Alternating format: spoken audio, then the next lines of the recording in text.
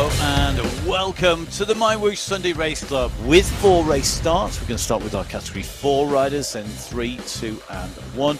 Our riders lined up in yellow, that is our Category 1 riders. In green, our Category 2. In blue, Category 3 and Category 4 riders. This is the start as we see a chase now coming from behind, and that group now concertinaing in and pulling Il Pino back. It's definitely dropping riders behind. It's losing people off the back of the bunch. The group are trying to close down these 3, but what a 3. Knudsen, Safazad and Osborne, the riders who've got a little bit in their legs, and will be able to jump in and take a ride on the back of this group. And as a Category 2 rider, that's going to be key. X100 really pushing on now, even though he was the one who had to chase to get back onto this group. Our Category 4 rider's doing a great job of staying clear at the moment, but look at this. This is the group coming. Watch the speed they come past. They are coming, but I'm not sure they're coming fast enough behind. 300 metres separates the leaders of Category 1 and the lead of the race, and we've got lots of riders in between as well. The man who is going to lead this home, it is going to be Reno coming in. Reno, she's going to take the victory here. Category 2 rider stays clear. He's going to take the victory overall. It comes through. Look at that.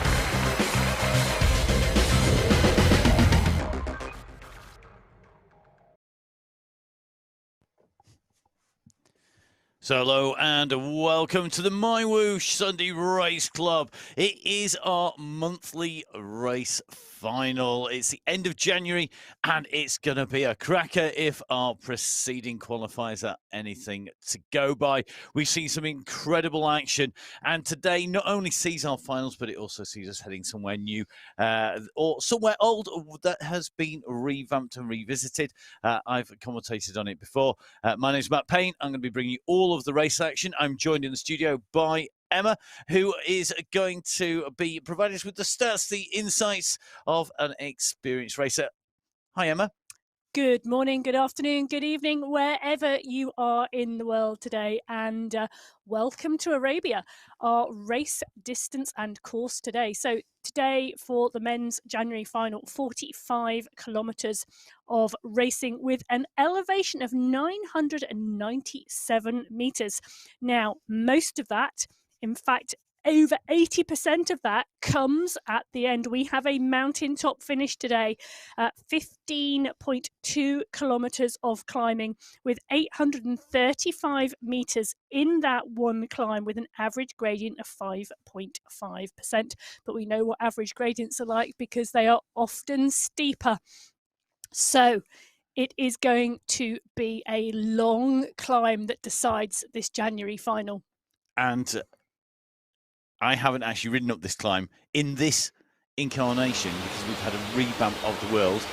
Let's see whether that is what we get, because this was actually quite a gradual climb in comparison to some of the ones we've seen previously, and will suit a different rider. The question will be, who will it be? We have our 4 categories lined up ready to go. 1, 2, 3 and 4. Category 1 in yellow, Category 2 in green, Category 3 in blue and Category 4 in red. We're in with Hamid. Emma, take us through our race field. Yeah, so our race field today, we have 13 riders on the start sheets today in Category 4.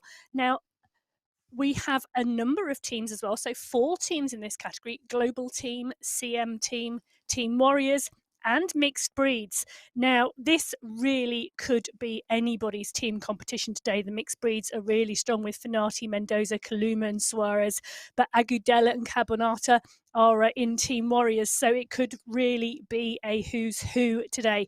11 riders in this race field finished in the top 5 in the races throughout January. So a really, really competitive field today. Indeed, and I think with Mendoza and Suarez, who are in the mix, we had a mountaintop finish at the top of Mount Pleasant last week, and we saw them the 1-2 with Kaluma number 3. In theory, they would have taken that team prize. Of course, prizes in the teams in our finals only. So our riders in Category 4 all just about ready to go. We're going to be taking our riders out and away. So we're in with Kamesh on the start line of the January final with a countdown underway.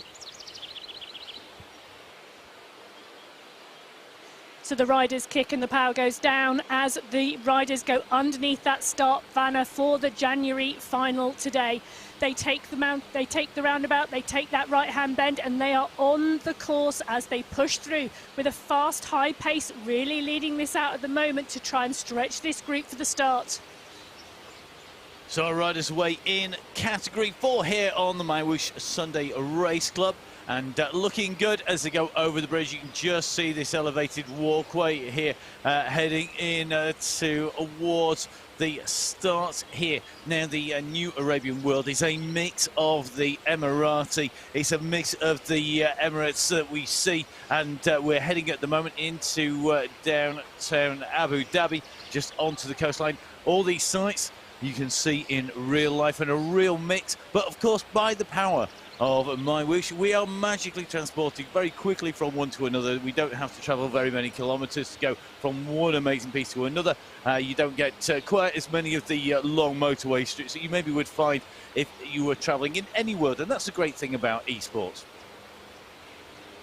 So sitting in with Mendoza at the moment, and that pack has formed nicely. I think we've seen one rider just stretched off the back of that group, but this pack have moved off that start line well, and they've settled down now into what looks like a more steady pace. Molina at the front, Goldburn is in here as well, Mendoza is in here too. So these riders, Finati is pulling on the front there at the moment. Now Finati, good riding by Finati this month as well. So another rider who is in the mix today.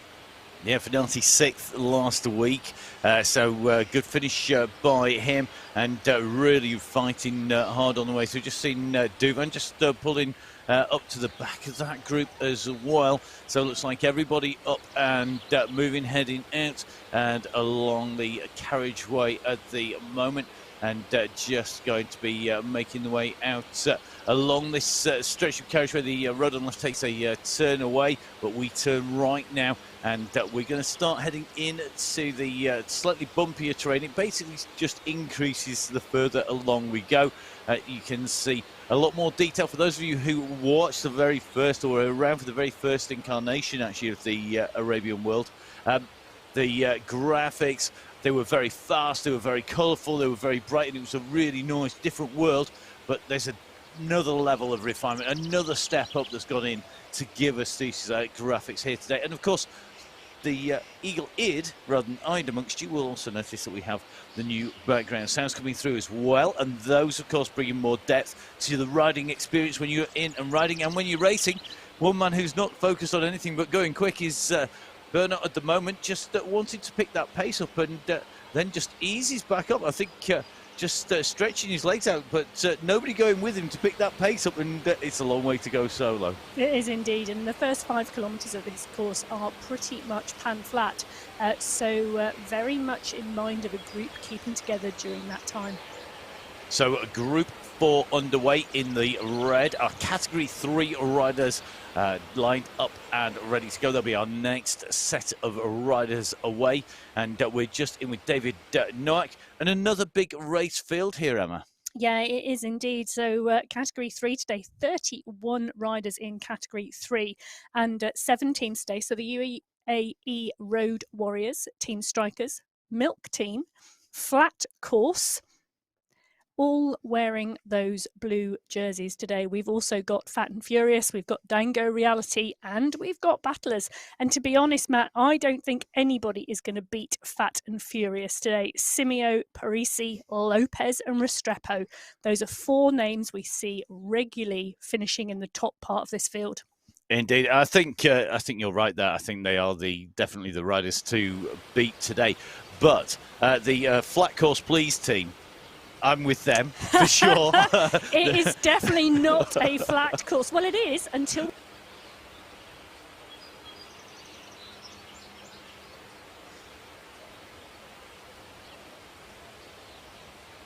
we got Category 3 in the blue, about to set off. We're into the last 20 seconds. So our riders are ready to roll here on MyWhoosh for the Sunday Race Club Finals. So into those final few seconds we go. Who is going to take this out? Can anybody take this clear? You can see the big kick from the start line underneath that gantry. They're going to take a left and a right-hand turn here and go round. Sorry, left and left. Do you know, there's so many turns coming out of these gates here today. It is going to keep our riders really on their toes. A new course for these riders. We've not used it in qualifying. Who's going to take it out from Category 3? Well, they're up and riding, and you can see already that pace, 35 kilometres an hour. Yeah, that flat start really making that bunch move, and that pace pick up really high as we start to touch over 40 kph now. That's a really tight bunch off of the start line in this Category 3 race. And I mean, the Category 3 has been really interesting, hasn't it? Because there's been a lot of attacks and a lot of hard pushing onwards, just kicking away and trying to go clear. And then what we've seen them really start to attack each other.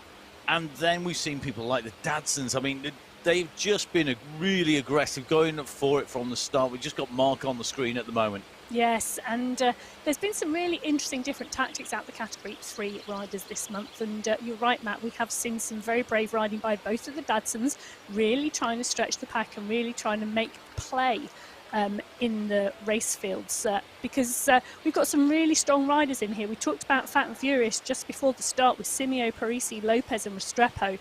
You know, 4 really strong riders all on the same team.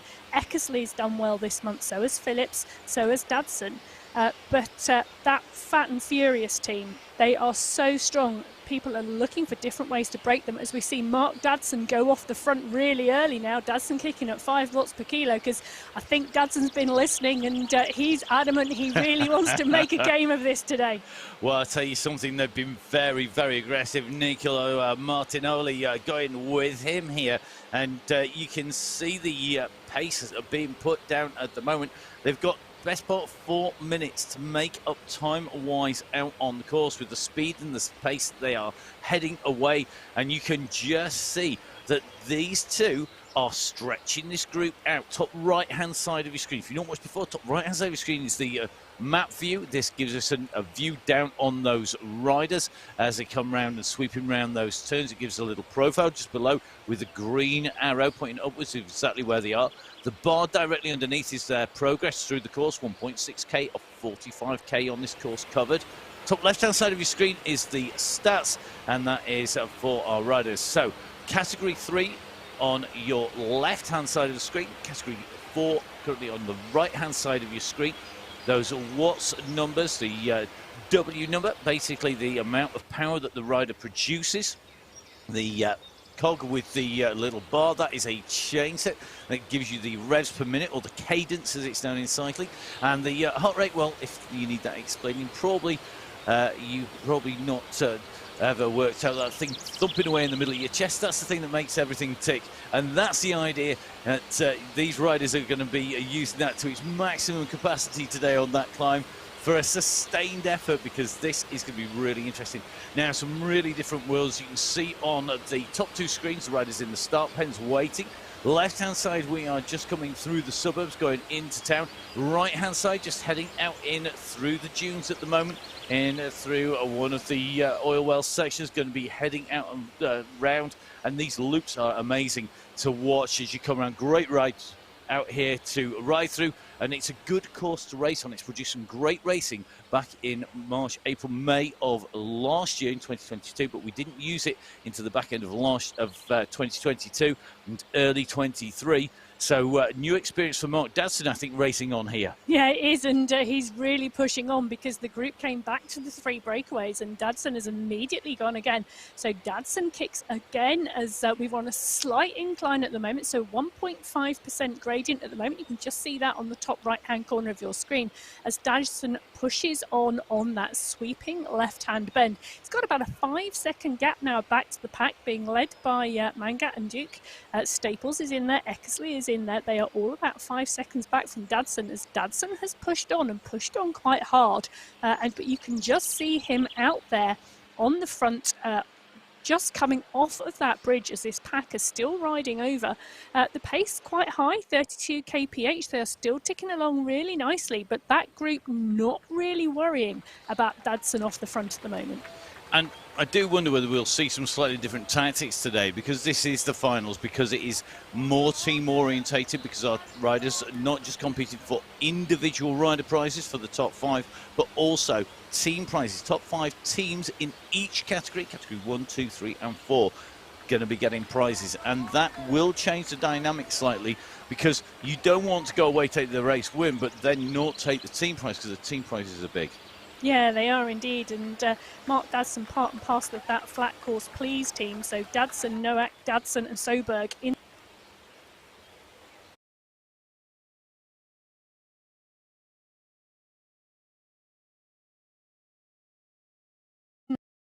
distance and some pace on there to try and stretch that gap out. The other thing, of course, is it may well be that you're looking actually to get into that climb and then kick even further, but there's going to be some really specialist lightweight climbers I think are going to benefit from this, but it's a long effort, and it's not that steep overall on that climb. Well, it's not, and it's 31 kilometres into that climb, so it's a very long course today before we get into that climb. And you know, the rolling nature of the terrain doesn't really start to come into play until much further down the road. So category 4, category 3 away. We're going to move on to our category 2 then. Category 1. Now, category 2 produced last week's race winner. Overall, the first rider across the line, albeit not with the fastest time, because, of course, the fastest time generally going to those category 1 riders. But, of course, because our category 4, 3, 2 and 1 set off in that order, it does make things very interesting as riders push in to the finish. And Reno, who took the win, Renosh took the top spot in the race last week in our final qualifier, now being moved up a category. Yeah, it has indeed. So progression to category 1 there for the rider. Congratulations, well done, buddy. Yeah, and it's great, isn't it, actually, because we've seen quite a lot of progression with riders moving through into different categories over the last 4 to 6 weeks, and some strong rides indeed from those riders moving up the category. So well-deserved promotions to different categories, and a well-deserved promotion there. Yeah, definitely, and I think that's going to be really interesting to see if Reno can follow in the wheel tracks of people like Ilpino, who's moved from 2 to 1 as well. Now, our category 3 and 2 on the course, 7K covered for category 4. Category 3 currently approaching 4.5K. Looks like Bernard again on the attack on this climb here. So they are currently at 7.5K, and this is where you just see those lumps and bumps start to kick in as they go up here, and this desert terrain here definitely going to test our riders here today. So Bernard again pushing here, big power numbers coming out from him. He's kicking up at the 4-5 watts per kilo, so that's a serious move there, and it is being answered once again. So Bernard at the moment on the attack in category 4. Bernard riding of course in the Team Warriors team. He's got Agudelo and Carbadel.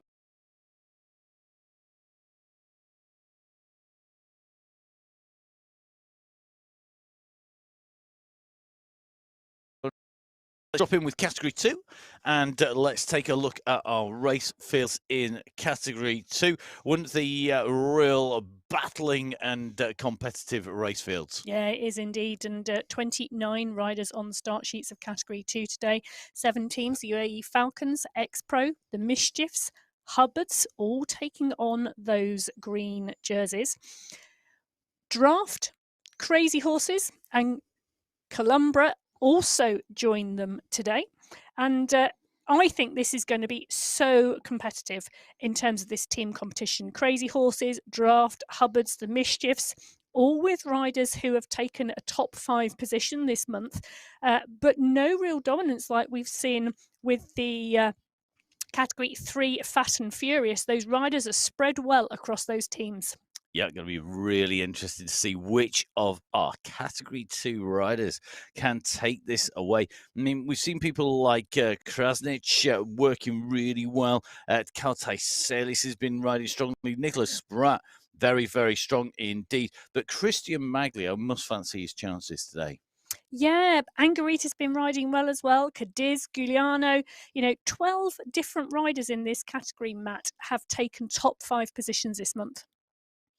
So we're about to set off with our Category 2 here on the MyWhoosh Sunday Race Club.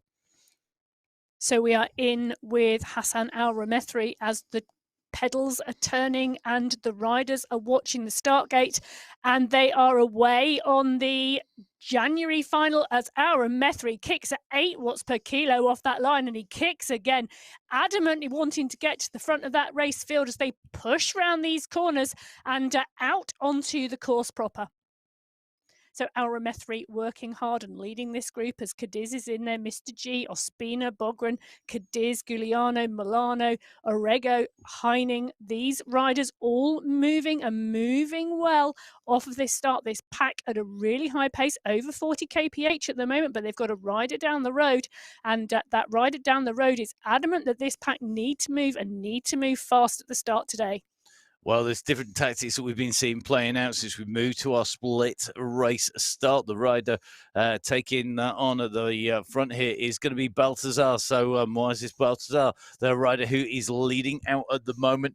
Going to be nice and easy to spot with that nice multicolour cap on there. Always got to love a rider wearing a cap. Always a good move. It makes our life a lot easier. And in fact, I'm a great advocate. I've got a collection of my own, usually on the walls, but not in the studio anymore. We had to move it out of the studio because basically I wanted to wear them all the time. I kept on interrupting the programs. Right, down to the racing. Mr. G working well in this group, and another quick push coming on the front here. You can see these riders really flying through the turns. They come around.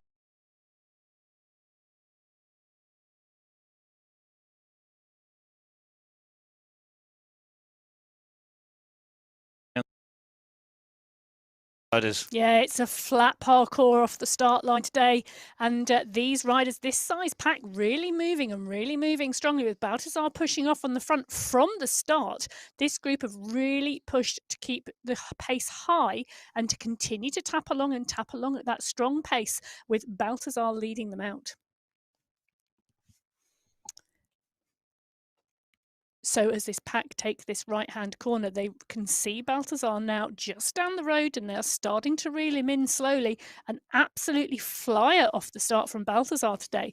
But that pack not panicking, that pack relying on the strength and depth of numbers, as you can just see on the top right-hand corner of your screen in the small graphic. You can see that pack now stretching, and that pack becoming a long line of riders as the catch is now coming from Spratt and Giuliano leading that group to push out to Baltazar, and they've made their minds up that that is now enough, and that Baltazar needs to be brought back, and Spratt and Giuliano, the two riders leading that chase.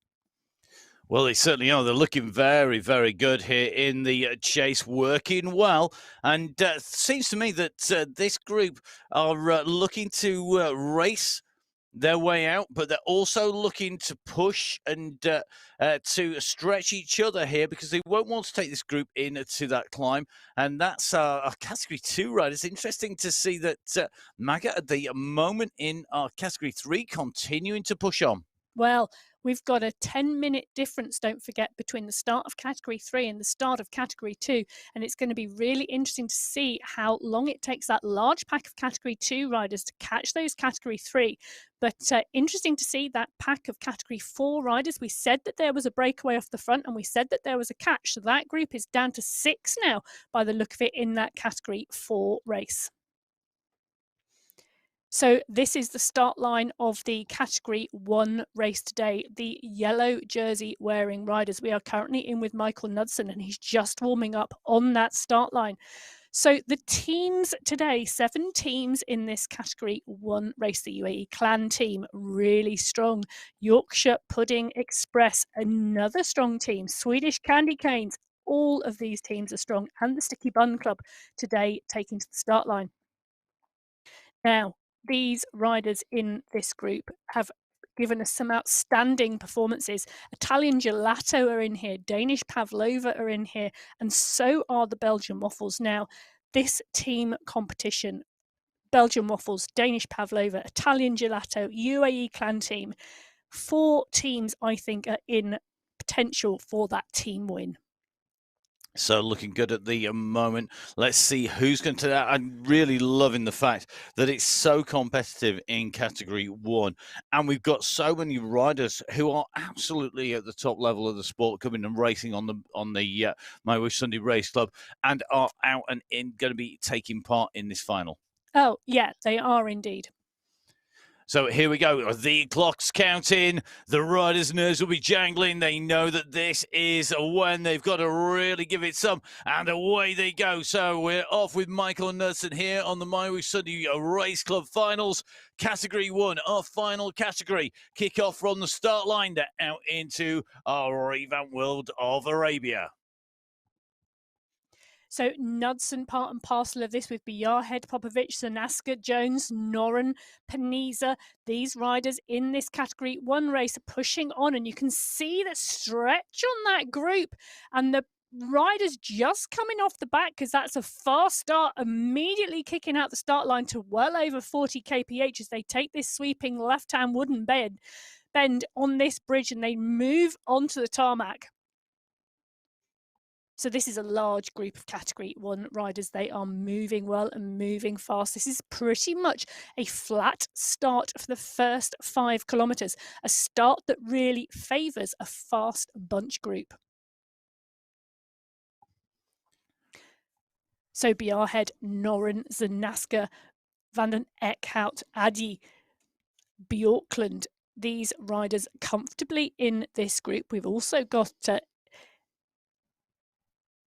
Mayor in here, Popovic in here, Safrazad's in here, Ferry's in here, Vujasin just leading those riders out on the front of the pack there as they come into downtown. Well, I think these riders today, as they come through, Emma, need to have a little think about their tactics, don't they? Because not only are they thinking about their team competition and their individual performances, but we've got a very different profile to anything that we've used for a long, long time. And some of the experienced riders will have raced on here, people like Mr. X100, Phil Graves, SS. They know that this course is going to ride like this. People like Jason Osborne, we've seen ride strongly going up onto the final climbs. And they know how it's going to ride potentially on here. But of course, we have extra riders. We have different riders in here. And that's a great thing. There's no one formula. It changes every single time because not only do we have different ingredients in the mix in terms of we've got different riders, but we've also then got different riders at different strengths, different speeds, different ability levels, just in their own individual levels, based on what their training's been doing, whether they're on a good day, bad day, good form, bad form, whether or not they've done loads of work, not loads of work, had a hard day at work the day before. Yep. All these things can affect the riders, had a good night's sleep. And I mean, that's pretty critical. It is, but you're quite right, Matt. And a number of these riders in this Category 1 race pack targeting the World Esports Championships on the 18th of February. So as you say, there will be some riders in their off season, some riders just starting their race season, and others peaking for the Esports World Championships in February. So this climb at the end, I think, is going to be a really interesting one, as well as the tactics of the team competition today. Now, along the way, we are going to see 7 segments on the course today, which will really help us see what those tactics are and how the teams competition is playing out. And the first of those segments comes between 3 and 4 kilometres, just a 1 kilometre segment to start, but it will start to see how the riders are racing and what tactics may be coming into play. Yeah, going to be very interesting to see how that goes across the terrain. But you can see that the riders also, they'll want that win. They won't want to let the other groups get to the finish first. I think they're on a pretty surefire thing today in terms of closing down the riders in front, because you've got not just these long stretches or this long stretch in. It's still reasonably bumpy. It's still going to test the riders. There's still continually changing terrain. But we've also, of course, got that massive climb now. Mr. X100, interestingly, just hovering around the back of the bunch in Category 1. Category 2, again, 1 or 2 riders just sitting near the back, not doing too much work, just saving energy. And that's going to be really key today. It is, and it's looking like there's around 2.2 kilometres currently separating this Category 1 pack and the Category 2 group of riders who are further down the road. Now, I think the speed and pace that this Category 1 group are going to roll at today, that Category 2 pack will be brought in probably before the climb. That's my prediction today, as Mr. X100 just pushes on those pedals, taps around 7 watts per kilo, just a little push to bring himself comfortably back into that group. Well, certainly looking like it's going to be a very, very comfy stretch for our riders, and looking like there's no issues at the moment for pretty much anybody. And you look at those heart rates. I mean, they're not wild, are they? No, this is a fast start because of the pack and because of the fact it is flat terrain. Look at that. We're just on a negative. We're just on a descent at the moment of 1.8% descent. The pace is around 40 to 45 kilometers per hour. This group are just rolling really nicely together. It's a good sized group. They are not pushing really hard at all. They are just keeping the power down enough to keep this group rolling and rolling really fast. Strength and depth in numbers, as we're in with BR Head. Panizza is there, Martin Martins is in this group, Popovic, Vera, Simeons is in here too, Graves is here, Safrazad is here, Bushmuller is here. You know, these are strong riders and this pace is tapping along really well. So this Category 1 group moving really comfortably in the early stages of the MyWhoosh Sunday Race Club. It is the January final today, and we are in Arabia. This 45-kilometre course has a staggering 997 metres of elevation today, most of that coming in the final climb being a 15.2 kilometre climb today with an average gradient of 5.5%.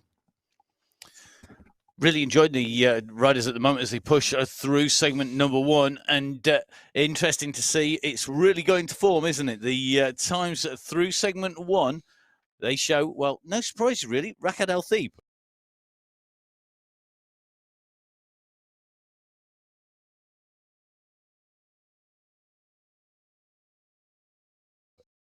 of the race. That's where the money is going to be paid out, of course, and that is going to be key for him. But all the Category 1 riders absolutely flying here today.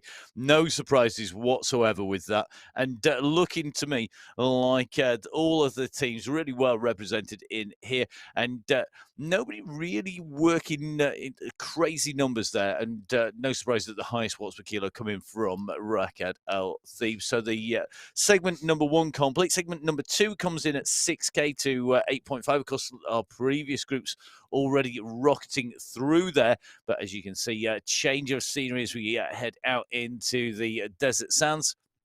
This is where we're going to see who is able to push in any terrain, and it does change actually how it rides and how it feels when you're out on the course as you come in and through. So at the moment, our fastest time on segment number 2 coming from Bruno Simeo from the Fat and Furious team. That's a 4-minute 15-second time on there, and looks to me like with the 4th and 3rd category riders through there, is Bruno, one of our regular riders at the front, who has taken that. But it's a long segment, isn't it? Segment 2.5k.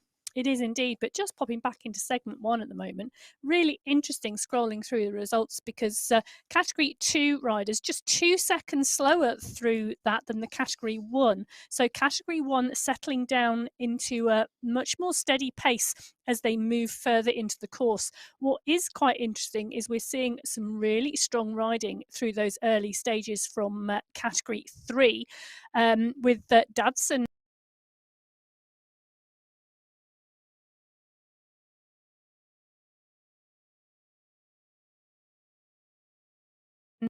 now. Tom Gates leading Category 2 through there. It was 4:15 the fastest time. It's gone to a 4:11. The question will be, can our Category 1 riders beat that? So it's currently going to pace. Category 2 moving faster than Category 3, moving faster than Category 4. Category 1 should be the fastest. Category 1 just going underneath the banner to start this 2.5k segment. So it shows you they are nearly 3k behind the group in front, but already closing down time on those riders in those lower categories. But of course, the prizes are individual to the categories. They're discrete categories. So you can't steal a category 1 prize just because you're a category 4 rider who finishes first. Sadly, it doesn't work that way. No, Or it probably doesn't. a good thing it doesn't work that way. So our prizes today, the top 5 individual riders in each category. So there are prizes from 1st to 5th position in category 1, category 2, category 3 and category 4. And in the team competition in each category, the top 5 teams also place for a category prize. So this pack of category 1 riders just moving really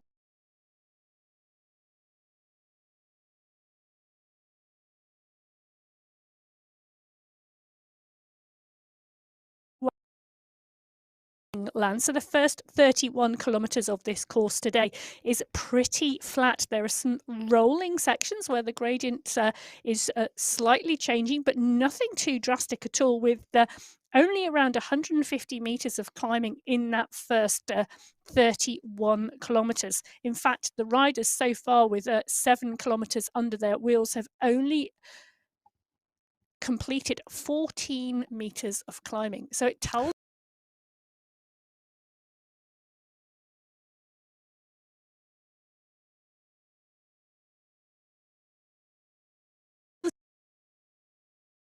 15.2k. It does. It. Watch Yates' right-hand side of this screen, the rider who took that fastest time through segment number 2, a rider who we've seen putting some great performances time and time again. We're just keeping a check on our category 1 on the left, category 2 on the right, our 2 fastest categories, and you can see on very different parts of the terrain. Basically, the category 2 riders on a descent, the category 1 riders on an ascent, and that is why there's such a speed difference, 54k to 37 kilometers an hour. So the riders up and racing. Remember, 45k the distance in total, but the final climb will take these legs of these riders and really rip them to shreds. If they weren't on the limit going in, they're soon going to find their limit on the big climb. But the detail in this world are really great to see as these riders come rocketing around the turn, the category 1, taking that left-hand turn in pursuit of category 2. Category 2 in that slightly denser palm tree section. They've done the descent. They're onto their next rise, category 1.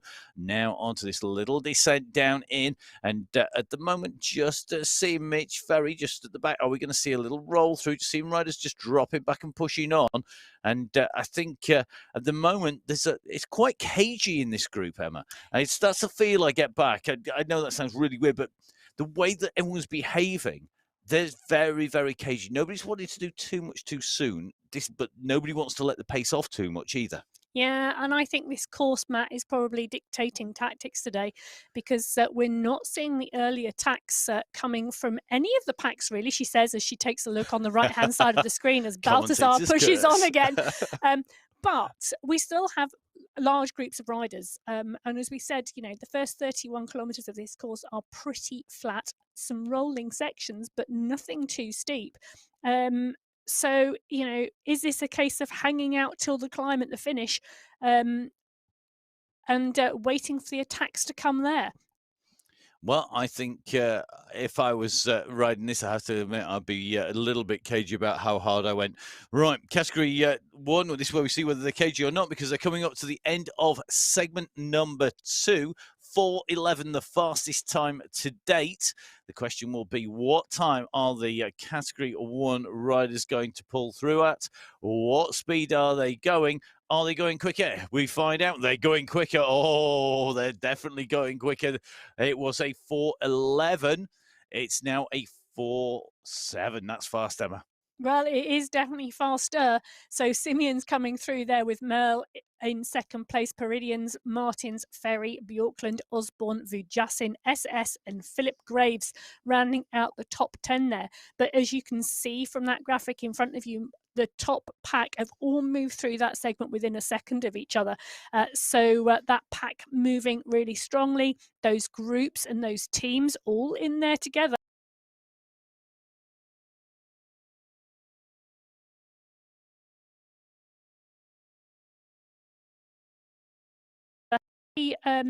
2 riders, you know, there's still a large group of those as well on the road. So it's the large riding packs rolling fast and rolling well in these Category 1 and Category 2 races that you can see on your screen in front of you at the moment. So Category 1 out in the desert once again. Category 2 heading back into town, and once again being treated to a slightly more shaded trip down in through between the amazing high-rise buildings and the astounding architecture of the UAE. And you can just see all 4 categories now well underway. Category 4 approaching the 19-kilometer mark. Category 3 at 17.5. 13K covered for Category 2 and just approaching 10 kilometers for Category number 1. Yeah, and that's really interesting, isn't it? Because the gap between Category 3 and Category 4 is now at 1.5 kilometres. The gap between Category 1 and Category 2 is at 3 kilometres. So it's really interesting to see the differences between these packs and the differences between the riding. But only Category 4 that has had the attacks off the front, because we've got Mendoza, Goldburn, Finati there. 3 riders out on that Category 4 race at the top of that field, just by the look of it being joined by Kaluma. But an attack had obviously gone off the front of that Category 4 race, and a smaller group leading that race on the road at the moment. They are indeed the leaders on the road of the race at the moment due to the staggered starts. As we drop back in with our Category 1 riders, we're in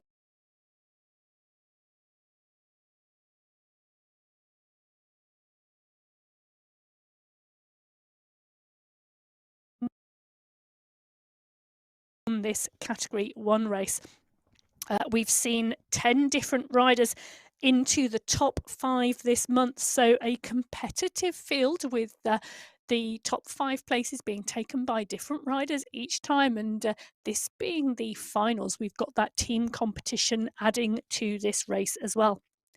So Ferry comfortably in here, tapping along with Jones.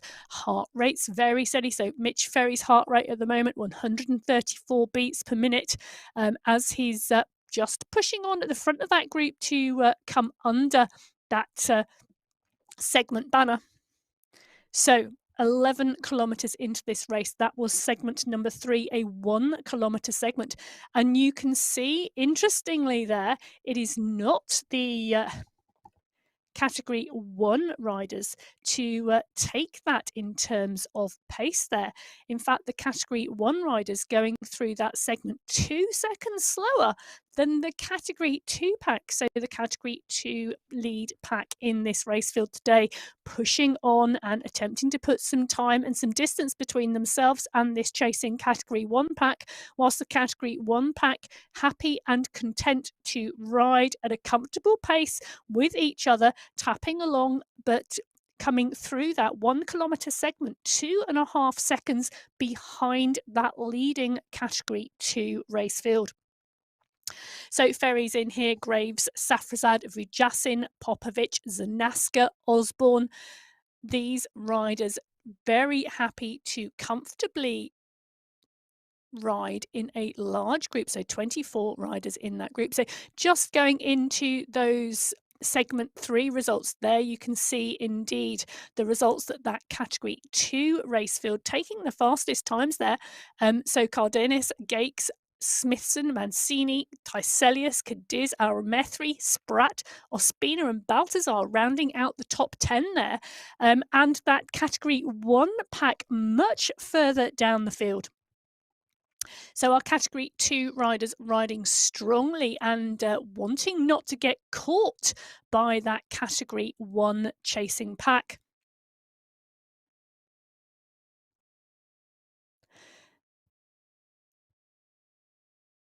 So as our Category 1 pack push on now through and over the bridge here, we are watching this group tap out a very comfortable pace. The pace is high, the group is large, 24 riders comfortably riding between 45 and 50 kph at the moment. Got a slight descent here that ground now underneath the wheels is slightly rolling. We're seeing slight ascents and slight descents as we are moving now through this race course. This course, 45 kilometers of racing today, with very little elevation in the first 30 kilometers. Most of the elevation today coming in the last 15k. So this pack leading the category 1 race, 24 riders in here, and it is stacked with fabulous quality riders that we would expect to see in this group, and we have regularly seen in the top 5 throughout the January qualifiers.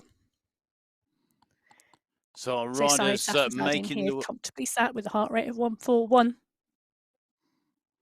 So our riders on the way through. Sorry, Emma, just jumping in as our riders come through here. We're just approaching that 13k marker at the moment, and you can just see the riders trying to push onwards here. And Emma, this new world, I think it's really looking good today. It is looking clear and crystal in terms of the graphics here today, and the parkour looking really strong as these riders continue to push on these flatter segments, and the pace is really high. Now, this category 2 race field on the right hand side of your screen have been pushing on really strongly, and they are continuing to do that as a large group, and staying well clear now of this category 1 pack, who are a little bit more relaxed in the pace that they are undertaking at the moment. So category 2 extending that lead out to 3.1 kilometers now over that category 1 field.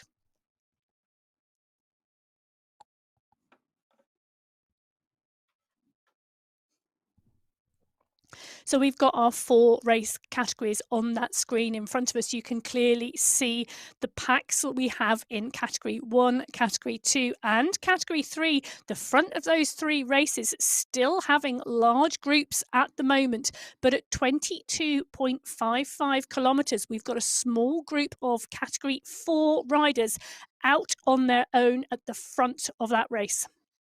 So Mr. X100 just pushing on there as the gradient starts to increase a little under their wheels, but not much of a stretch, not doing any damage at all to that group, just pushing on and pushing on comfortably as we just drip in with Graves is there, Popovic is there, Osborne there, Van den Eckhout, Safrazad, Vujasin. These riders are pushing through and moving well and strongly as a group as they continue to ride towards the final climb. So they have 14 kilometers now travelled for this lead group in the category 1 race. 24 riders in this lead group, and all the names you would expect to see are indeed in here. So looking good here, Emma, as these riders continue to push. All usual names in here. And of those riders in here, these teams are still well represented because of that mix of riders across those teams. And the UAE Clan team, relatively quiet here today, don't you think? Well, yeah, they are indeed, but all the teams, I think, are relatively quiet in here today, all very happy and very comfortable just to be one of the riders in this large group. Now, the team competition today is going to be really interesting because it is looking like none of the teams are going to be picking up the action probably until the latter stages of this race today. So we still have a wide range of teams in this group and no real action at all so far.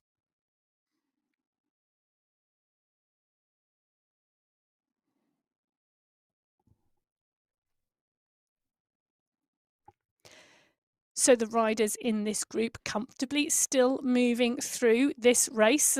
Still a large group of riders in the front of this lead group. So we're in with Nair at the moment. Althebe is there, Milano is there, Knudsen, Jones, Bjorkland. These riders tapping very comfortably, holding the pace fairly fast as a group, but continuing to ride at a very comfortable and steady cadence and heart rate for themselves, indicating really that this race, they've not really lit the touch paper yet, and the fireworks have not started at all. So this group sweeping now round this left-hand bend on this road. No real action coming from this Category 1 race so far. So no real action, but those legs are going to be feeling it. The damage being done in all of our categories by just the distance and the speed overall, but it's not dramatic in one. However, in category number 4, Tom Goldborn, Dario Finati, and Leno Mendoza look like they've opened a little bit of a gap. In category 2, we're seeing more action as well with Bello and Giuliano at the moment, just winding that pace up. That gap is coming down to Michael Suarez at the moment. That's about 7 seconds. Interesting to see Suarez at the moment distanced from the leading group of riders in category 4. Very interesting to see. He's already moved down through here, but category 1, well, they're moving very fast indeed. And look at this segment 4, Sticky Bun Club taking top spot with Olivier Simmons. It is indeed. So, but as you can see there again, our top 12 riders in that group going through that segment in less than a second. In fact, it is the top 17 riders that go through that category, that segment in that category within 1 second of each other. Now, the Category 2 pack, they were pushing on and we saw them faster at the last segment than the Category 1 riders, but this time round, 13 seconds slower than our Category 1 pack. So looking to me like that group moving quickly and fractions of a second between each of the riders. You can see that all the way across the road here. And that is a surefire indicator that they are not at flat stick. They're not got the throttles wide open. They're not pushing themselves too hard at the minute. And that is really key, isn't it, Emma? Yeah, it is indeed. And it is a very comfortable and steady pace for this race category at the moment. I think they are relying on the fact that it's a long climb at the end and they have the power to push and to push really hard. Though, taking a look at our Category 3 race, they are now nearly at 24 kilometres into this race distance, and Phillips is having a little push on the front with Staples and Lopez just trying to stretch the legs. And you can see the stretch on that group on the top right-hand corner of the screen there. They are just on one of these rolling sections and on a climb here as Phillips, Staples, Lopez and Simeo are pushing at that group, and they are just about, I think, to gap some of the riders behind and split this group in two.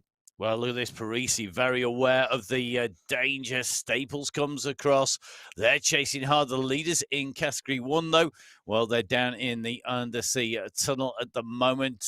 They've got the few hundred meters of water up above them, but just as important, if not more importantly, they've now got a gap on Kaluma of 35 or so seconds back. So Finati, Goldborn, and Mendoza, the riders who are leading in category number 4 at the moment. And that is very, very telling because, remember, we've got Finati, who is in and riding for the mixed breeds team. We have got Goldborn from the global team.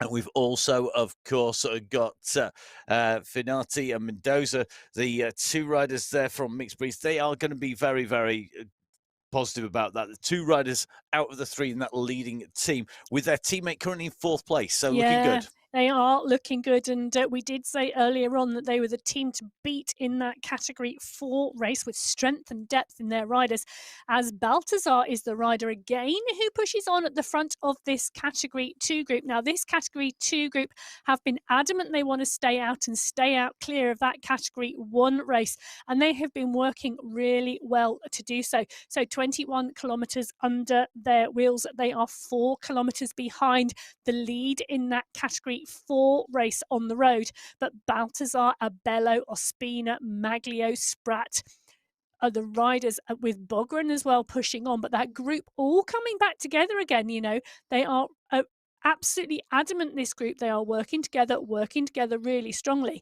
because they are staying well clear today of that Category 1 pack. So Abello is in here as well with Cadiz as we jump out, and we can see those 4 race categories. Now, the Category 3 front of the pack here with Phillips, Michael Phillips leading this out with Lopez and Simeo in third by the look of that. They are now 500 metres behind the Category 4 riders who are leading this race on the road today. So the Category 3 front field looks to be the first category who will be making the catch to the front of the Category 4 race today. Well, I'm loving the fact that these riders are starting to come together, and it always puts an added dynamic in, doesn't it? Because as they start to close down, you start to see riders really wanting to make the most of that, and we can see that Joy Kaluma has the potential to jump in with that Category 3 group, hitch a lift on them, on the back of that pack, and take them and use them to drag him up to the next group. But he's got to have enough strength in his legs to stay with them. Yeah, and if Kaluma could turn his head and take a look behind, he'd see that lead in that Category 3 group coming and coming fast to sweep him up and potentially, as you say, Matt, take a toe down to the front three in that category race. And that would bring him up to his teammates along with Tom Goldburn, Finati and Mendoza, the teammates of Kaluma. So that is going to make it very strong if he can do that. But he's got to get his timing right, and that is really, really key. So categories 3 and 4 starting to come together towards the front end of category number 3 and 4. However, on the category 1 race, you can just see this big group of category 1 riders back into town once again. And this time going to the left-hand side of the roundabout, just taking the different side here, just going to be coming around and taking that first turning over onto the left. That's going to take them around into some more new terrain before they head up on to the climb. But you can see here as we climb up through the tunnels at the moment, we're going to make our way out from the undersea section.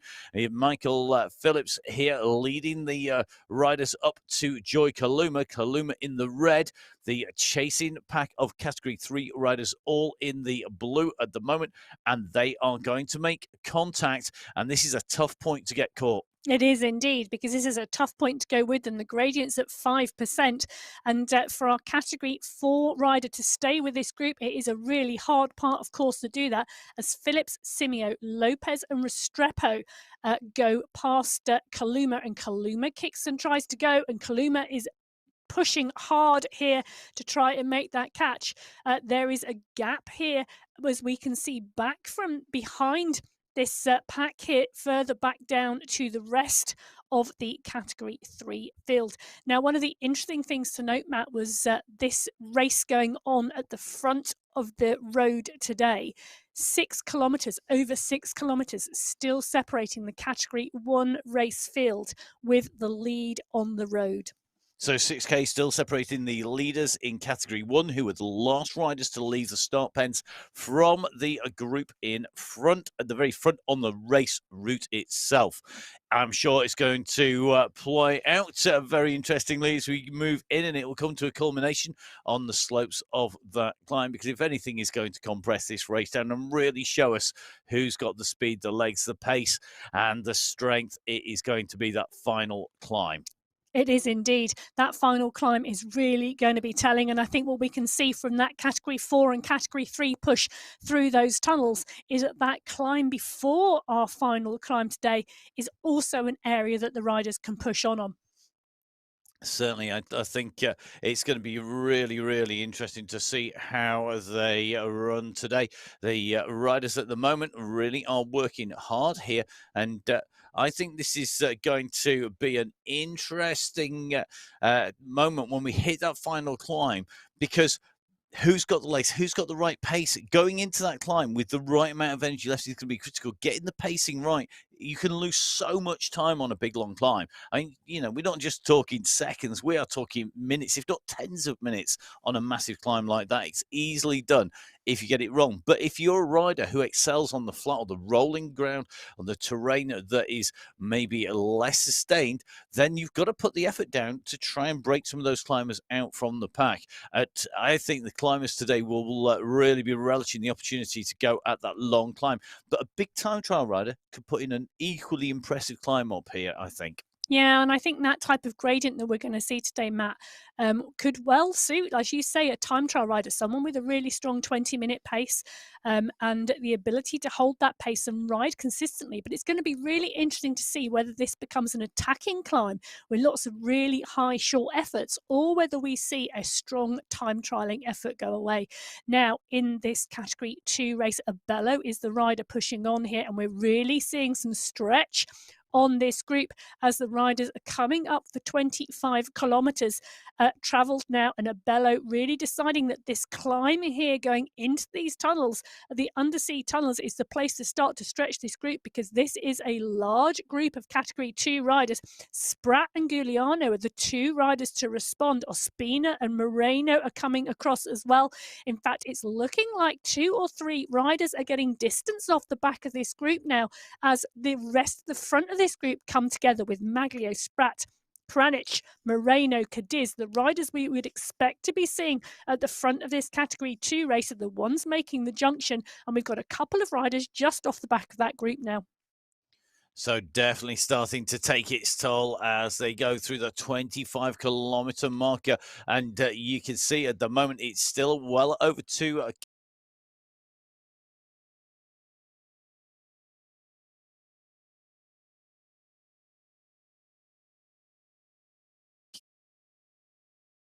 on the climb like this, we're still traveling at over 30 kilometers an hour. That's 20 miles per hour in Imperial money. Yeah, so this has still got 24 riders in this group, Matt, and the gradient's at around 3%. So still being able to take part and parcel of that draft and to get an easier ride. And some of these riders have not stuck their nose out into the front of this group yet. They have been drafting this whole way and using this as a long warm-up before they unleash the power on that final climb today. Yeah, it's looking very interesting. Who's pushing at the front here? Jason Osborne, Stefan Van Est, the riders up there with Mitch Ferry, and then the rest of the pack's trying to answer that. So Ferry from the Yorkshire Pudding Express team, Van Est from the Belgian Waffle squad, looking attentive up on the front here. But you can see people like Knudsen, like Bjorklund, just holding their, holding their powder dry at the moment, just waiting to push. Osborne, interestingly, pushing hard from the word go here. And Jason Osborne with Ollie Jones and Michael Knudsen as teammates. They are the riders who we would expect to maybe be able to push on. Jones, always good on that final climb. Yes, and often the rider held back by the team until that final climb. And we've seen that quite regularly where Jones is launched at the latter stages and kept very comfortable until that point, as we start to see them sweep round this right-hand bend, and they will see very shortly at 24 kilometres the finish banner to segment 5. Segment 5 being a 4-kilometre segment. You can just see that blue banner just in front of our group of riders now, and we will start to see and start to get a further indication of how this pack are travelling. So our runners are pushed. They keep on moving here. Let's see what they can do. They are on the way through their next segment here. So just covering, going through that 24K. And interestingly, as they come through, that fastest time being set by Saeed Safrazad that time round, then Stefan Van Elst, then Vidar Meyer, followed by Panizza. But regular names up on the front, and that whole pack really are very much together at this stage as they come in and through. And I think that group at the moment, if my maths is correct, something around about the mid-20s, Emma.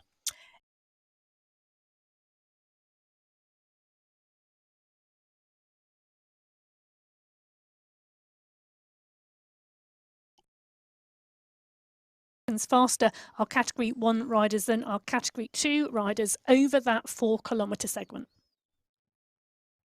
So 25 riders in this lead group. It is still a large group of category 1 yellow jersey wearers, as they can start to see riders in front of them that they are about to make the catch to. Now, this is the back of the category 2 field. The back of the category 2 field just up ahead of them in the tunnels, and we're seeing a little push here when from the front of that category 1 race to make that catch, because this is a technical part of the race course, isn't it? This is a point where you can actually create a little bit of confusion. in breaking a group. It is, and I think this is where they've got to be so attentive, haven't they? I mean, you can see the speed that they come through at, and then you've got these avatars all jumping and moving about. Everybody wants to be in this group. They all know the advantage of jumping onto the pack, to jump in and to hold tight in here. And that, for me, is absolutely critical, and that's what we're seeing. Well, and there's a question, isn't it, as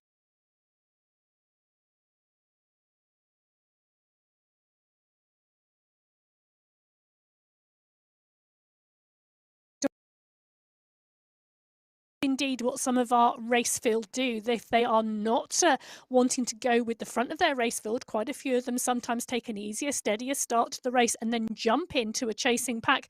As we can see here from Rodriguez, Rodriguez has indeed jumped into that group and is now attempting to go with that Category 1 lead group.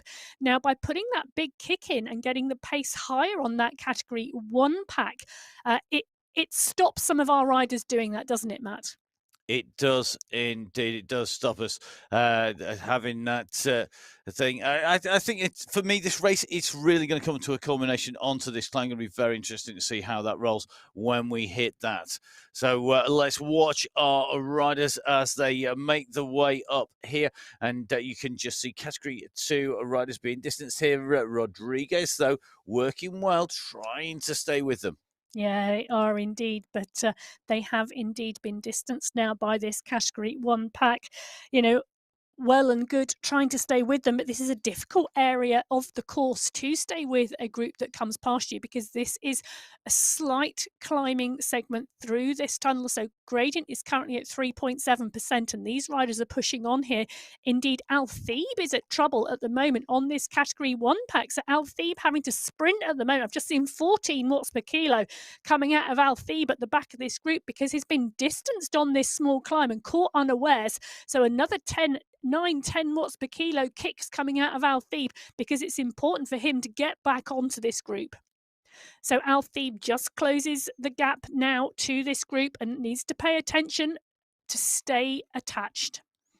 He does indeed now. Here we go. The push is on 5.3% at the moment as we come out from this section of the tunnel, and the gaps are probably going to open here at the front, but be closed down. I don't think anyone's going to put a decisive race-winning move here at this stage, but never discount our riders from trying something a little bit different here.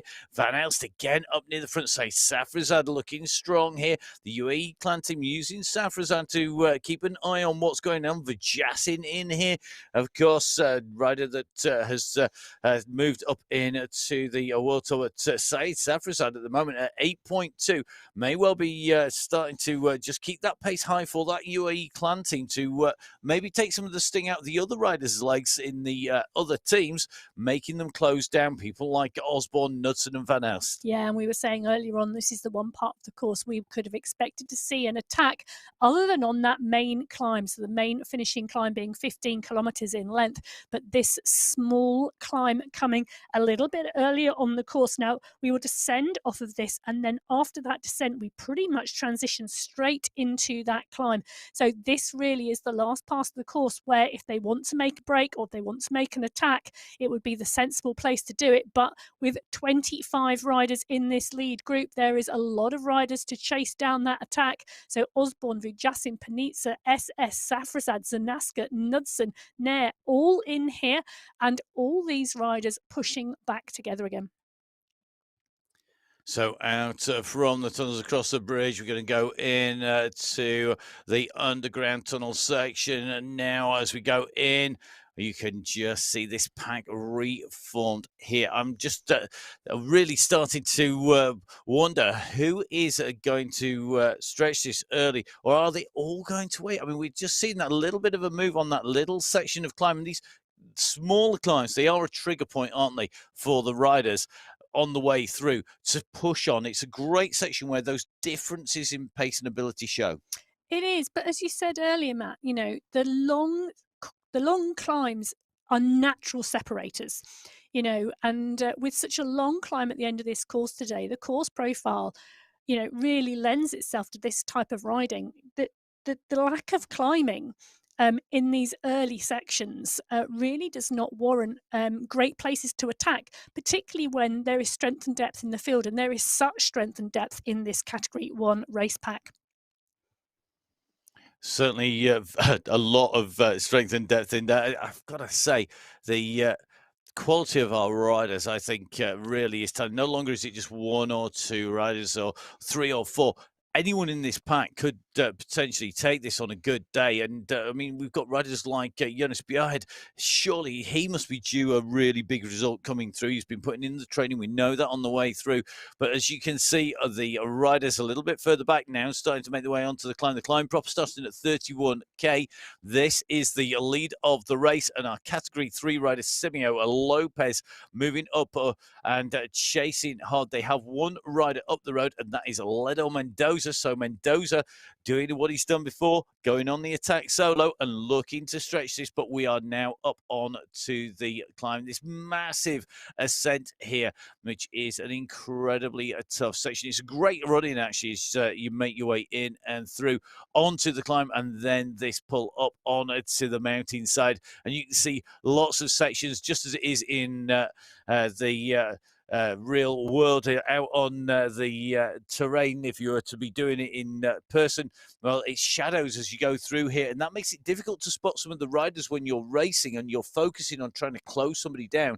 The shadow and the light, just as it would do out on the road, changing how you view things. Well, they're 2 kilometres into this climb, and if any of you have been watching the top right-hand corner of your screen, you will have been seeing this gradient splitting this race field apart. And if you take a look at that view back down the road, they are really stretching now on this climb. So Phillips currently leading this out. Simeo Lopez, Restrepo, Parisi is in here.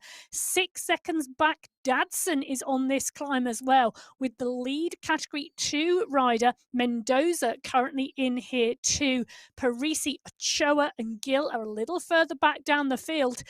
And then we come back to our Category 4 riders. So this Category 3 pack catching the lead of the Category 4 race field, going up and over the top on this climb and continuing to push and race hard. Phillips, Simeo, Lopez and Restrepo side by side in a line now as they climb up this final climb today. So right-hand side on the climb, left-hand side, this is Category 1. They are on that run in now. It's 30.3. Let's see what happens as they hit. This is going to be the critical moment coming up soon, because Category 1 are on the way into the base of the climb, and that is where I expect to see those moves, Emma. In the next kilometre or so, we're going to move on to that climb. And if we don't see a move in the next 2K, I'll be very, very surprised, because if you were wanting to take this on the climb, you know that you're going to have to be able to answer any moves. And we saw just how tough that ascent was from the word go. You can see the mountains looming in the background behind the buildings. So that terrain, the mountains, is coming now through that segment number 6. It's Category 1 all over the top of the leaderboard as the pace picks up. The watts per kilo, though, only ranging realistically from 4.4 to 3.5. 3.4, I think, the least on our screens at the moment.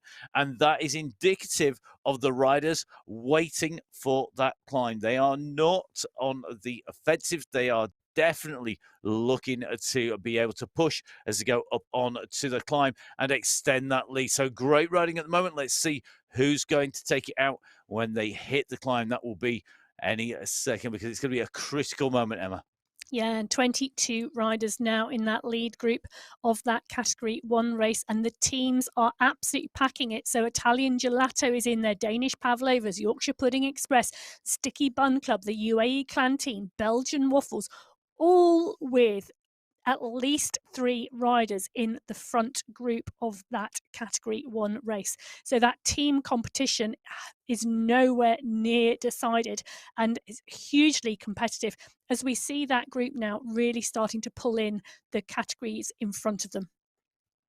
So on the finals of the Sunday Race Club, Category 1, Category 2, Category 3, and Category 4 all up on to the climb.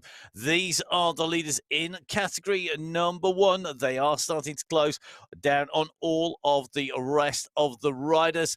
The leading riders moving up into the low 40s overall, but that means there is still more than 40 riders between them and the front of the race pack out on the route. Remember, our Category 4, 3, 2, and 1 with staggered race starts on our finals as well as in our qualifiers, with prizes for top 5 teams and top 5 individuals. Yeah, we're seeing a steady start on that climb from our Category 1 riders, all sitting around 5.5, 6 watts per kilo, and that pack just starting to shed a couple of riders as Vujjasin and Knudsen are the 2 riders at the front of that group, pushing on and now starting to catch and take some of our back markers in that Category 2 field. And the next group they'll see will be a group of Category 3 riders ahead. So our Category 1 race field now on this final climb and slowly starting to move through the back of the other race fields. So Category 1 with it all to do, the big prize money up for grabs. It's our finals. Category 1 really pushing here. Category 2 up the road. And look at the pace. I mean, we're talking 36 kilometres an hour on a, what is a 3-4% slope, 5% slopes. We're still at nearly 30 kph. This is a ferocious pace being set by these riders in Category 1. Mr. X100 on the back of this group, sitting, watching what's going on here, wanting to make sure he stays in the right position, get as much shelter here because they're still moving at over 20 miles an hour. They are, and they are moving really strongly. On the right-hand side of your screen, Giuliano is the rider who's going off the front of this Category 2 field. But bearing in mind they have been on this climb now for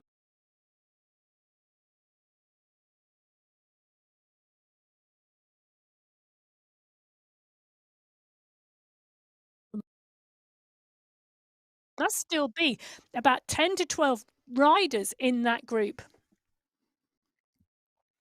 So the riders making their way up that climb, looking as strong as they came up through that section. All 4 riders out on the course, all 4 riders on this mountain. Well, Kaluma is the rider now leading the Category 4 race, having gone past Mendoza and Goldburn. So Kaluma was sat in 4th place, but is climbing really, really strongly. That lead has changed on this climb in the Category 4 race, but the Category 3 pack are leading on the road at the moment, and still a small group there. So our Category 1 race field, Knudsen is pushing on at the front here, but Knudsen has got company and taken a nice sweeping shot back. You can see that group might be stretched, but they are all pretty much still together. Some of those riders now starting to get dropped off the back, but it's a very back because that group at the front is still wide across the road. Further down the road, but not much further down the road, you can see the back of that Category 2 race field. Oviedo and Baltazar are there, and as the avatar is turning and looking over his shoulder, and this is what is coming up behind, because we're in with Martins, and there's still a good strong group of riders in this lead Category 1 pack on these lower slopes of this climb today. So Martins, Graves, Safrazad, Noren, these riders riding strongly. Van Els is in here. Paniza is in here. Zanaska is in here. These are good, strong riders, and this pace is being set. And as we said earlier on, we were debating whether it would be a stronger time trialing steady pace or whether we would see kicks and stuff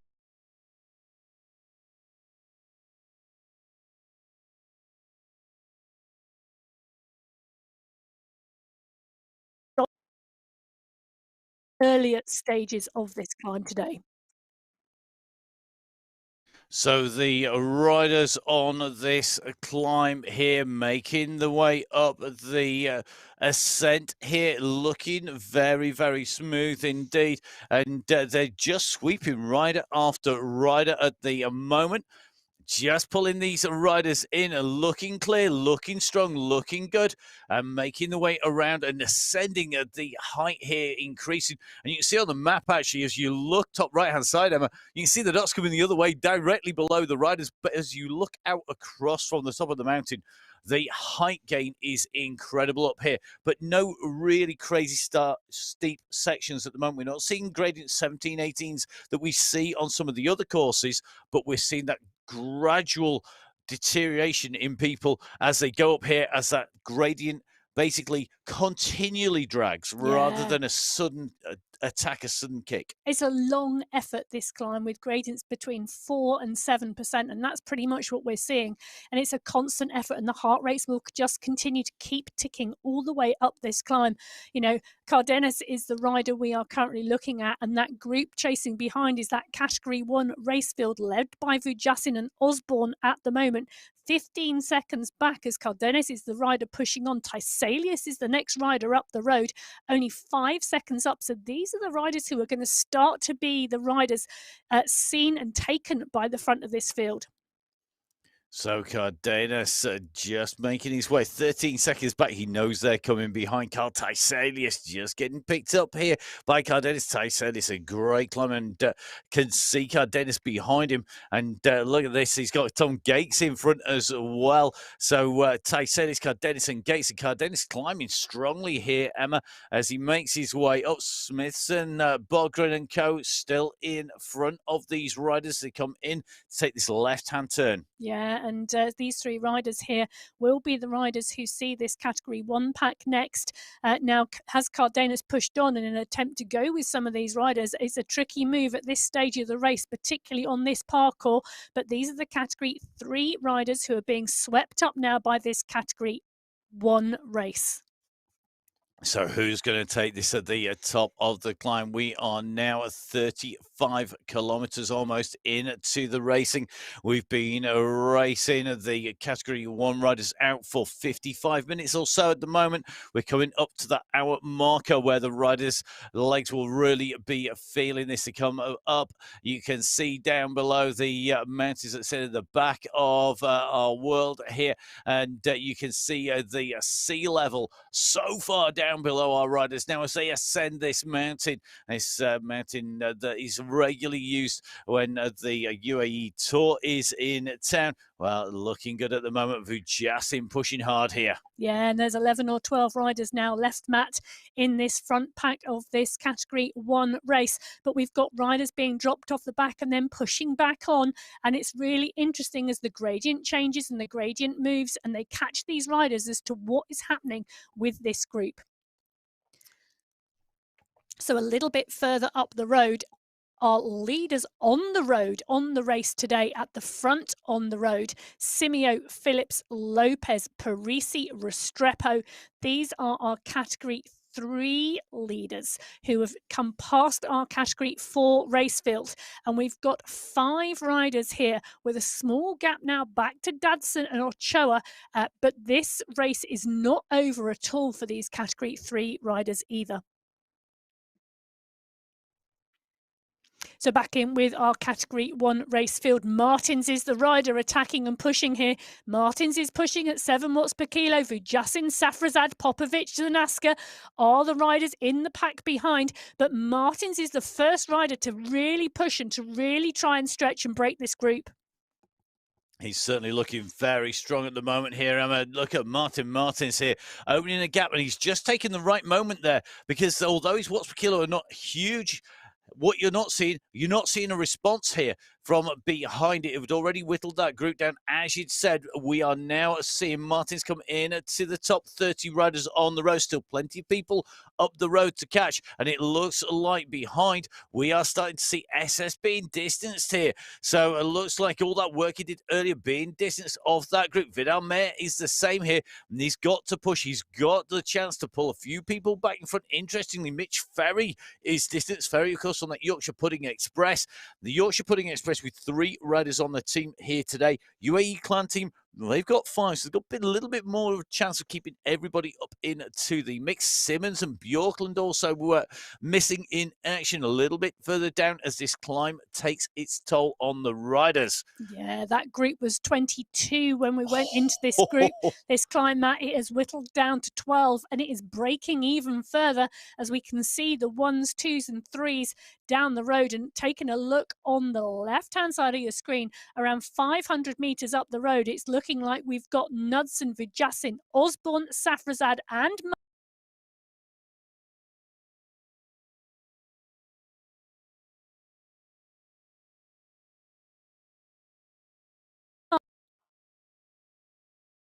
this group of Category 1 riders.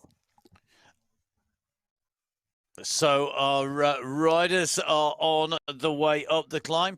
Let's see how they're doing. The attacks are definitely coming on the way through here. So this is looking strong as they come up to the end of the climb here. So they're going to be pushing. Remember, I said the end of the climb. It's the end of this section into the segment, really, because there's still plenty of distance to go. Yeah, there's a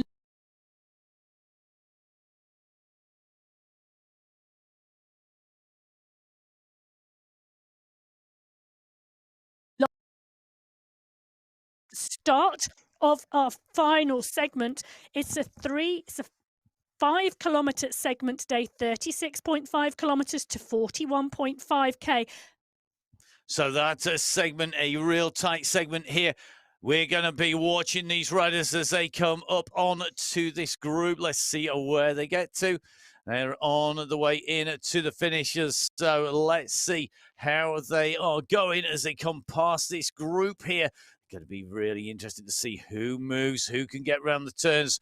Moreno at the moment nicely jumping in with this pack. Krasnik's trying to do the same, get a little bit of a lift on the way through.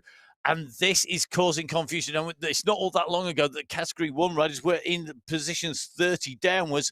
We're now seeing them positions 12 upwards. Yeah, and this is now a really strong group. Look at that, 5 riders now in this Category 1 race. Popovic, Vijacin, Osborne, Knudsen and Safrazad.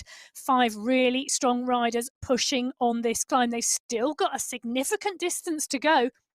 They have, haven't they? And I think here it's still a long, long way up here. I mean, we talk about climbs of 3-5K, quite often being a really serious climb when you're out and riding on an esports platform. It makes such a difference. This is going to be really telling because at the moment, we are seeing these riders on this climb and it is long, Emma. I mean, we're talking proper alpine mountain kind of length. Yeah, definitely. 15.2 kilometres this climb.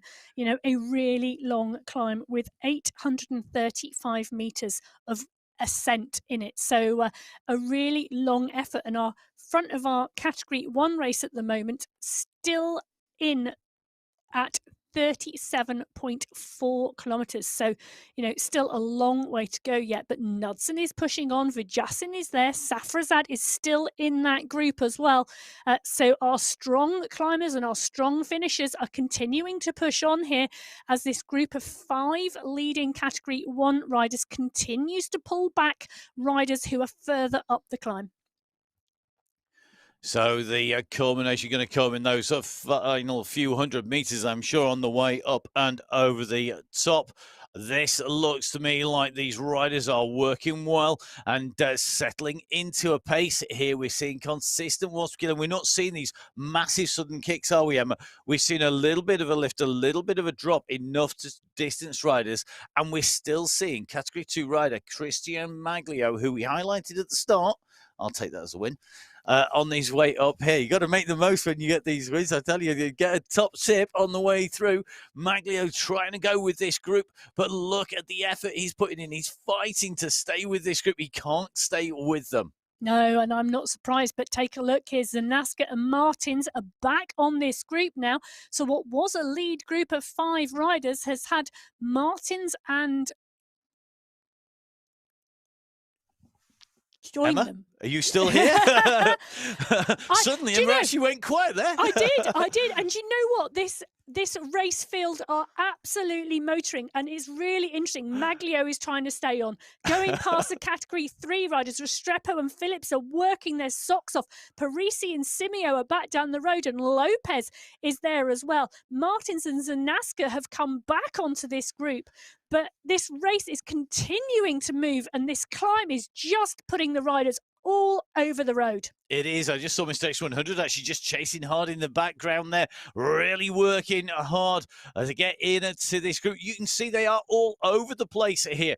This is an absolute bum fight here today. Never mind the sticky buns and the waffles. They are chucking them everywhere. They are throwing down move after move. And Mr. X100, look at this ride. Well, you said it before, Emma. He gets into a pace, he sits at that pace, and he time trials his way. And this climb suits him because he can sit at that pace and hold it. And every time that the pace in front yo-yos up and yo-yos down, he's able to pull back on. He is indeed, and they've still got 6.5 kilometres of this climb to go, Matt. And this Category 1 race field is now the lead group on the road today. And riders are working their way back onto this group. You know, it had got down to 5 riders. It went to 7. X100 now joins this group and makes it 8. We've got other riders working strongly behind as well. And as you said, the nature of this climb and the length of this climb lends itself to attacks, but it also lends itself to a consistent time trialing style of riding, which will allow you to pull the group back if they sit up slightly. It does, and that's going to make it an even tougher race to call up on the very front of the race here now. Phil Graves just starting to lose a little bit of ground here, down in 43rd position, but the very front of the race is the front of our Category 1. Vujasin, Popovic, Osborne, and Knudsen. Then it's Martins with Noren. It's a decent-sized group, though, still here, Emma. We're seeing what is, I make it 8 riders, I think, all together at the front of the race at this stage, with Mr. X100 making that contact. So that's in fact going to be 9 riders together, all at the front of this race. Then it's the lead of Category 2 with Christian Maglio. Then it's the lead of Category 3 with Mauricio Lopez. All our leaders on the final slopes of this climb. Yeah, and some of those races behind are not decided because Lopez has Restrepo for company. And those 2 riders in that Category 3 race field are continuing to ride strongly and riding together at the moment. So not just our Category 1 race that is undecided yet, our races further down the field.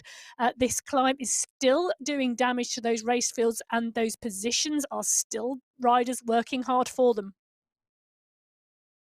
So as Mr. X100 continues to cover the back of that leading group of 9 riders in this Category 1 race, we are starting to move on, and we're seeing a kick from Knudsen off the front here. Knudsen's move is being watched by Vujasin, and Vujasin is the rider who has pushed on to cover Knudsen's kick. Popovic is pulling back as well, with Safrazad, Martins, Noren and Osborne in that group behind as that group gets stretched as the gradient is kicked to about 6%. They are coming up towards the 40-kilometre mark as Knudsen pushes on with Vujasin, Popovic, Safrazad, Martins, Osborne and Noren working behind. This group are starting to get stretched again. Wow, look at this attack after attack. Knudsen, he's trying to do a Michael Vink here. He did say once upon a time the only way to beat Michael Vink was to do it Michael Vink. Well, I think he's inherited his crown here. Mr. X100 starting to feel the pressure here, though. You can just see starting to lose a little bit of ground, but again, time trials his way back up to this group. The question is, are they going to let him get back on again? That's dangerous, but still so much distance to do. We've still got over 5 kilometers left here. Yeah, so Knudsen did indeed win the December final and has had top 5 placings throughout of January. But you are right, Matt, to beat Michael Vink, you have to be an aggressive rider. Vink not in the race field today, but still some outstanding riders in here. So Knudsen pushing on, Vujasin, Safrazad, Popovic and Martins, followed by Noren and Osborne with a bit of a gap back now. So Noren, Martin and Osborne's gapped by about 10 seconds now. So the first 4 riders, Knudsen, Safrazad, Vujasin and Popovic, pushing on now with a small gap back to the others in that group. So here we go. Come on, guys. This is it. You're into the last 5K. It's always a significant point when you're racing, when you're riding. You get down into single digits. You get down to 5. And however you work, whether you work on 5 miles or 5K, that number 5 always significant. It's one of those crazy little things that everybody knows, that when you hit 5K, you know that you've got to that push. You know that you can hold this. Everyone can ride 5K. That's what I always tell myself at this stage. 5K, it's not that far, but this is on the mountain. This is on the climb. This is the big ascent as you go up on to the top of the Jebel Hafid, right above the UNESCO World Heritage Site of Al Ain.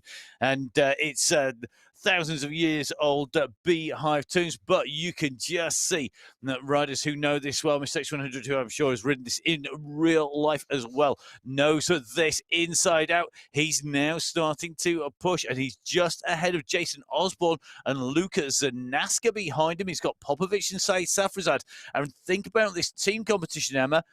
That is good for the UAE clan team here today. It is indeed, but these other riders I don't think have given in yet.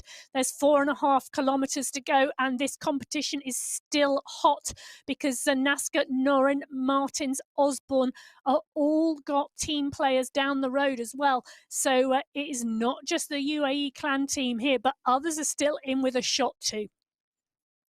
Indeed, it is really rolling. It's a very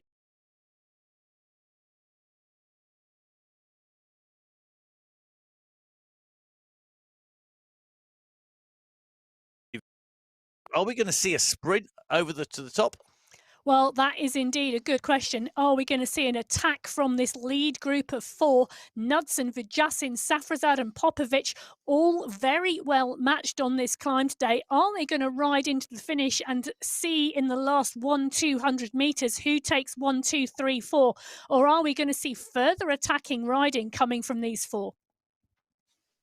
I don't know. I think I would attack. I really would, because the roll over the top when we've used it before into that finish has left no time to make time up. You've got to really kick the final last section.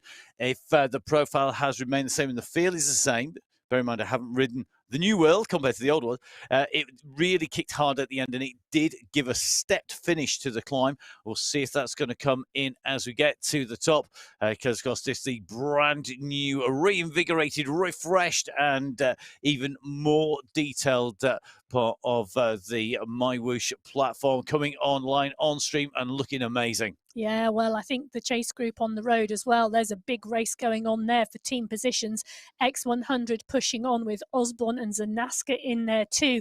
So those lower positions from 5th down to 12th also being really important in this race today, as Vujacin, Popovic, Knudsen and Safrazad go underneath that final banner for the segment number 7.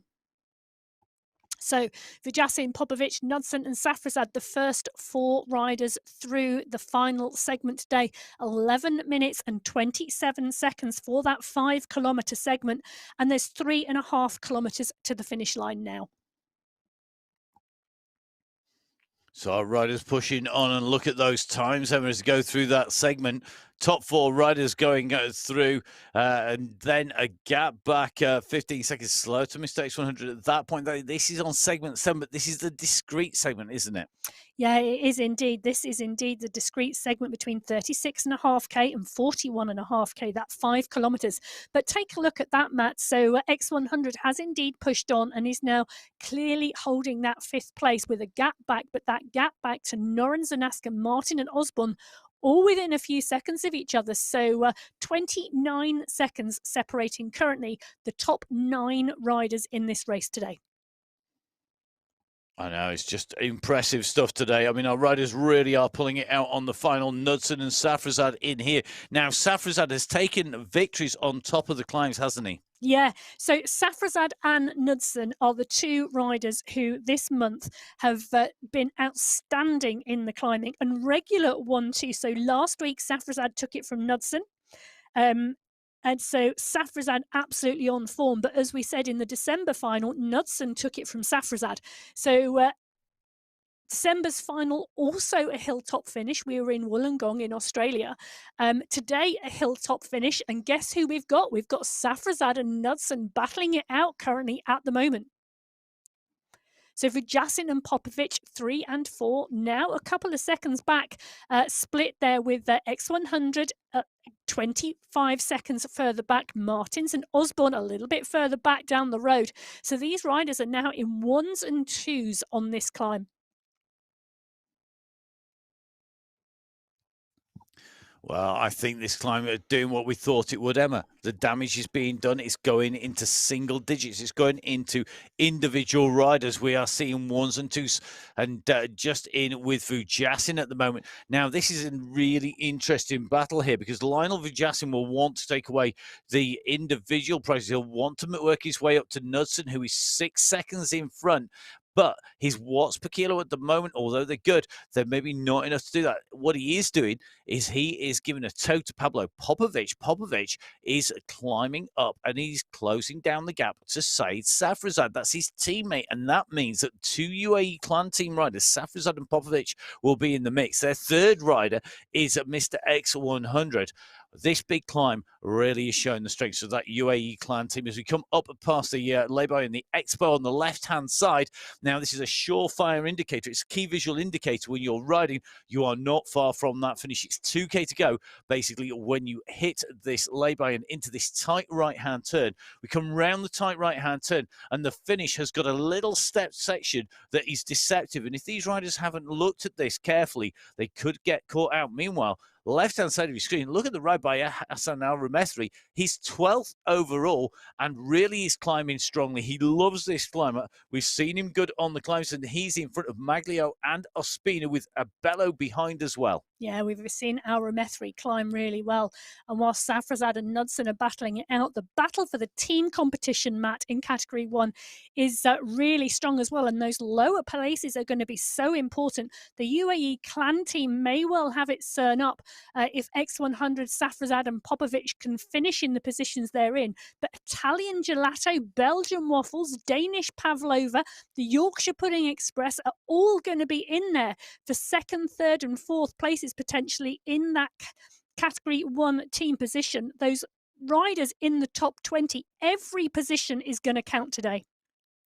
I think it is, and it's of course valuable, not just in terms of those riders giving themselves those prizes, getting those prizes and gaining those. It's also about making sure that they get themselves into that finish and get a very fine ride and can set themselves up in good store for the next month of racing. Remember, we're into February next week, and that'll be the reset and the start of the qualifiers again. But before we do that, we're going to run in both with our men's and our women's finals here on the Sunday MyWhoosh Racing, the Sunday Race Club. Of course, coming back into Arabia as we see Michael Nussen leading out from Said Safrazad now. Behind it, you can just see all the rest of the riders that are all over the place. SS at the moment in 30th position, just coming up on Giuliano and Toretto. It's certainly looking very, very good for the riders on here who are coming into those final few K. But the very front of the race, Knudsen on the attack. Surely he's got to be favourite. Said Safrazad just being distanced a little bit on the course. But look at this. Safrazad's come back whilst we were dropping down to SS. They've come back together again. This is mano a mano. These two riders are so well matched and so strong. We've got 1 kilometre left to go, 1K left to go. Knudsen is at the front. Safrazad is in 2. They are continuing to switch places. Now, I would say Safrazad has a bigger kick than Knudsen, but it completely depends on how much this climb has taken out of these riders' legs today. Indeed, and interesting to see behind Mr. X100 still holding that 5th position with Martin Martins. Then Jason Osborne behind. Martins riding for the Belgian Waffles squad. You've got Jason Osborne riding in for the Pavlovas, teammate of Knudsen. And that is going to be really critical as to where those team prizes go. So Knudsen and Safrazad leading. Vujasin and Popovic behind them. Mr. X100, the third counter for that UAE clan team, could well seal that for them. The leaders at the moment on 44.4K, so they're heading into those final few 100 meters, but this is going to be critical. They need to know what's coming, but look at the gap behind here. I mean, it's still only 6, if not 7 seconds. It's not very far at all. No, it's not indeed. And 6 or 7 seconds with the riders pushing on here. This really depends on Knudsen and Safrazad and what they do and how they watch each other, because Vujasin and Popovic are continuing to maintain a really strong place here.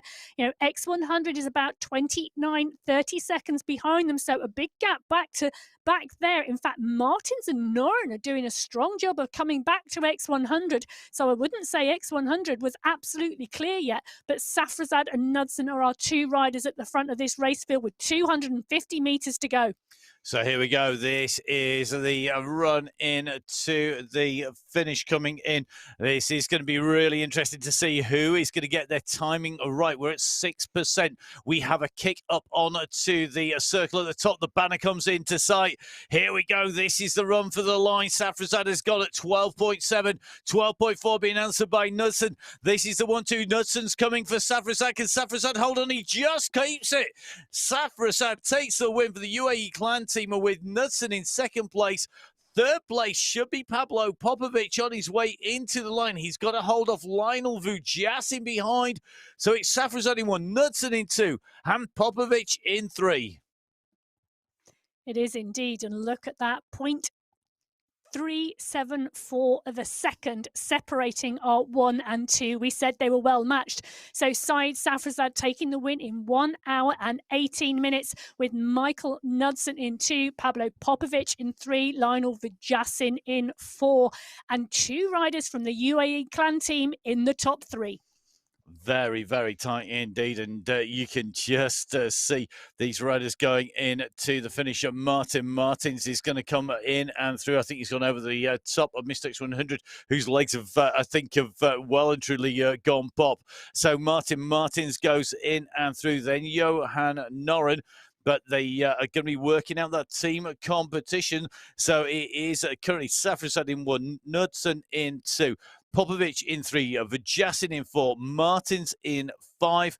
It's going to be a 6th place for Johan Noren. The Belgian Waffles team so with 2 riders in there, the Pavlovas with 2 riders in there, and the clan team with 2 riders in there. Oh, it's going to be so tight because Mr. X100 comes in 8th, and then Lucas Nasca comes in 9th for the Italian Gelato squad. Yeah, it is going to be so tight in this team competition today.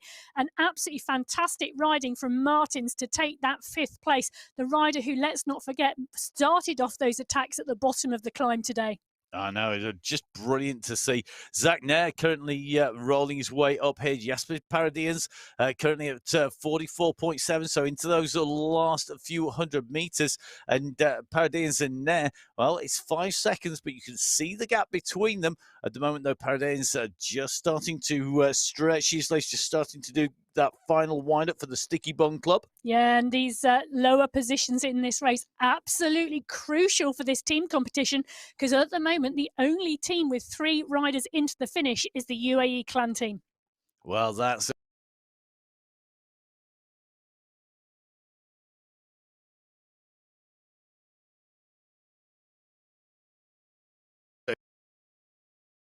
and over the line. Just ahead of Zach, Nair's going to come through to finish here. And all these riders will be thankful to get up and over the line. It's been a brutal day out there for the riders. 1 hour, 18 minutes, 14 seconds, the winning time by Said Safrazad on the race. And an amazing race in our January finals on the MyWhoosh Sunday Race Club. Don't forget, the full race results will go up. They're live at the moment on the. They will change over to unofficial and then verified on the way through to awarding those prizes. It's been a cracking return into Arabia. It's been an absolute pleasure putting words to the action here today. I am going to leave you in the hands of Emma for our women's final that will be coming up very shortly. Don't forget, you can catch up with all of the team at MyWhoosh on social media, as well as myself at Matt Fixpain. And Emma, where can we find you? You can find me at Biking Emma on Instagram. So from myself, Matt Payne, from Emma, from all of the team at MyWhoosh, enjoy your riding in the new world of Arabia on the platform. We will see you again very shortly. Stay safe. We'll see you soon. Bye-bye.